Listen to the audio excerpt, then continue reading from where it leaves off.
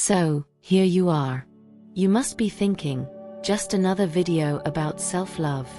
I can't take it anymore. But let me tell you, this video is different. It's different because I know what you're going through.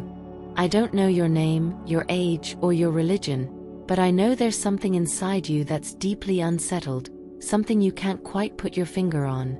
I've had that feeling too, and it's because I've overcome it that I can speak to you now. In other words, know that I've been at rock bottom. Okay? You know those days when you feel so empty, like a gust of wind could just blow you away? Oh, I've had so many days like that. So many. And there was so much searching. So many videos I watched. So many books I read. Reels. I consumed a lot of content, and very few of them talked about what I'm going to tell you now. The biggest part of self-love is about setting boundaries. We live in a world that often teaches us that self-love is just about looking in the mirror and feeling beautiful, that it's about loving our bodies, our hair, and accepting all our imperfections. But that's not the whole truth. Self-love is not, and has never been, that shallow. It's much, much deeper. It's about knowing how to set boundaries that protect us. It's about saying no. It's about saying yes when you truly mean it, and expressing when you don't. It's about having the courage to stand by your decisions and not letting others interfere with them. It's about not ignoring when someone crosses your lines, making you feel bad. Seriously, self-love is basically this: knowing your limits and respecting them. You might be thinking that you already do this. If you really do it naturally, then congratulations, maybe you can stop watching this video right now. But I'm sure most people struggle with this. Just like I did, and still do in many situations. Saying no is like swallowing shards of glass. It hurts. It makes you feel unsettled, doesn't it? It feels like you're committing a crime. Do you want to go out tonight? No, I'm not up for it. And suddenly, it's World War III.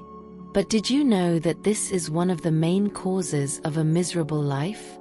I'm sorry to use such a strong word, but that's what it is: miserable.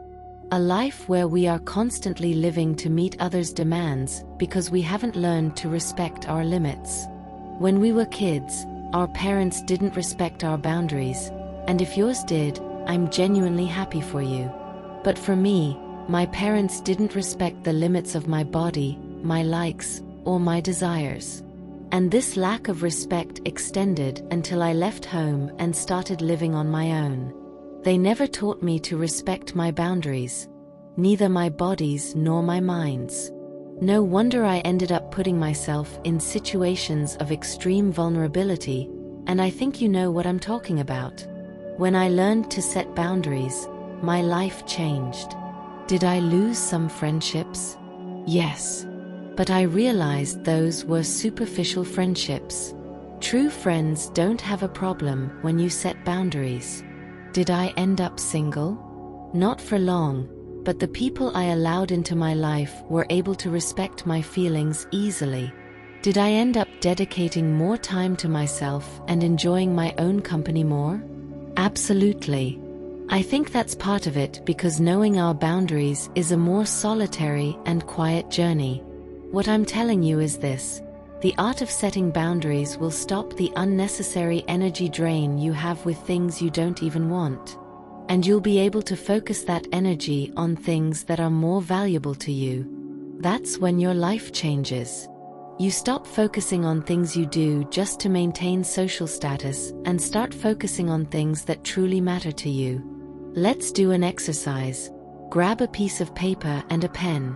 Now write this: things that are present in my life but I don't really want. Now, make your list. Mine at this moment would be like, I didn't want to talk bad about my boss with my coworker, but I couldn't set boundaries and ended up going along with it just to please her. I didn't want to accept trading my day off, but I accepted because I felt it would be rude not to. Wow, this list could go on forever, but I'll spare you. Write yours down, note everything, and now think about how you felt and how you're feeling about these situations. Notice the feeling it causes, the sensation that boundary crossing gives in your body. I feel it in my stomach, it knots up. And you? Pay attention to what you feel because that is your compass. That feeling comes up right when we're in the act, ignoring the red flags. That bad feeling will be our guide. We must avoid it. Locate that feeling, that sensation, and paint it neon pink in your mind. Look at it because the next time you feel it, you'll notice it and maybe, just maybe, you'll be able to listen to it. That's all for today. Thank you so much.